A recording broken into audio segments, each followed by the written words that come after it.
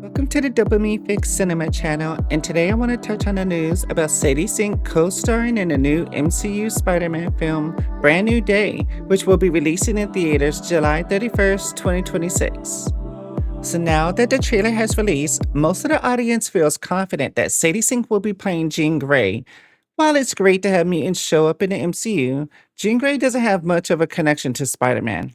In fact, there are two other red-headed mutants that have a much stronger connection to Spider-Man. I personally was hoping that Sadie Sink was going to play one of the OG Spider-Man friends in the mutant Angelica Jones, aka Firestar, from the 80s cartoon show Spider-Man and Its Amazing Friends.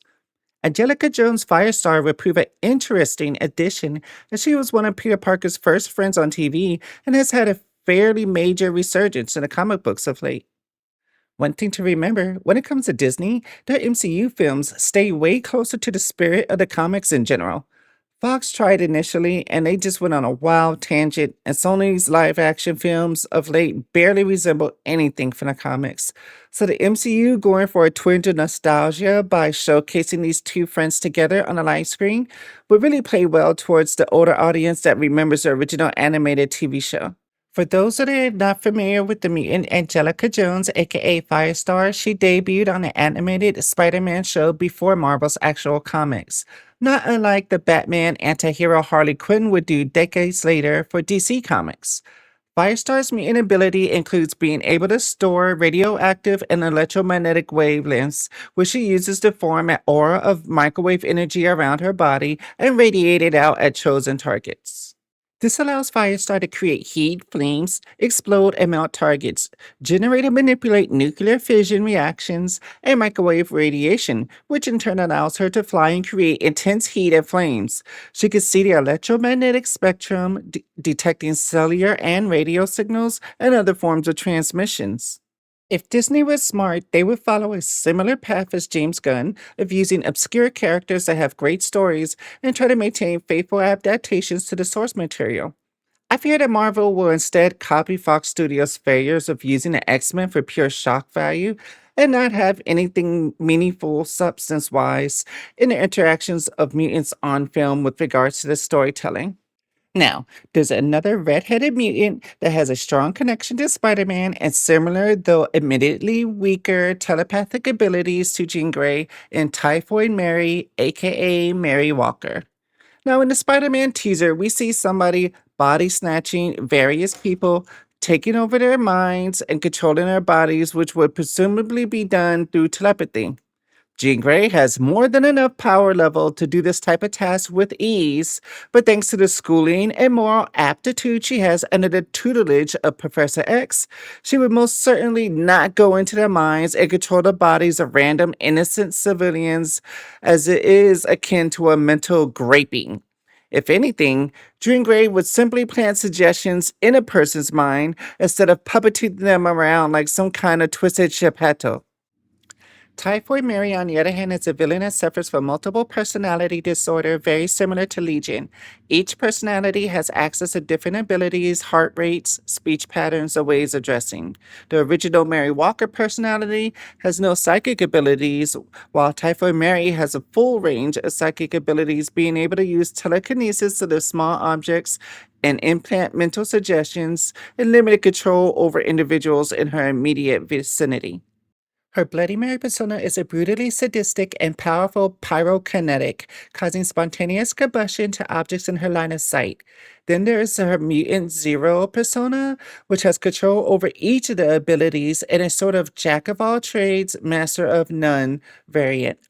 Overall, the Typhoid Mary variant has excellent agility, though not on par with Spider Man, and generally uses blades and armor in combat as well as martial arts.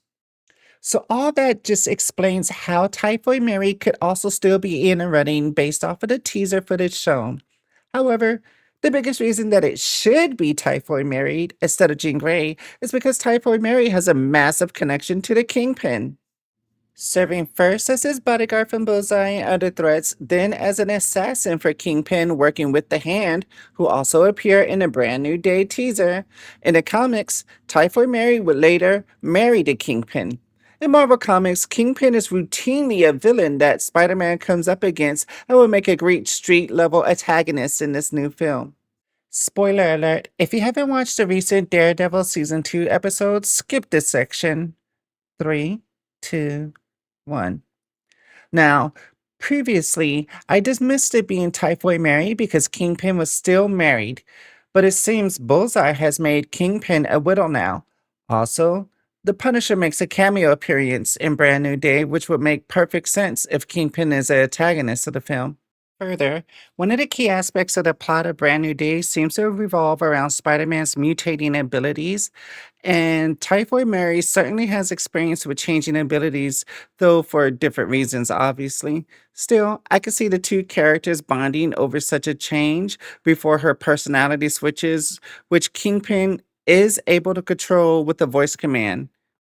In the comics, Kingpin sends Typhoid Mary to battle Spider-Man, during which she switches to the Bloody Mary persona and begins killing men who committed violent acts against women. Spider-Man eventually helps the Mary persona reemerge and turn herself into the police. Alright, y'all, I'm gonna end it here as I'm feeling a bit like Charlie Day with the theories.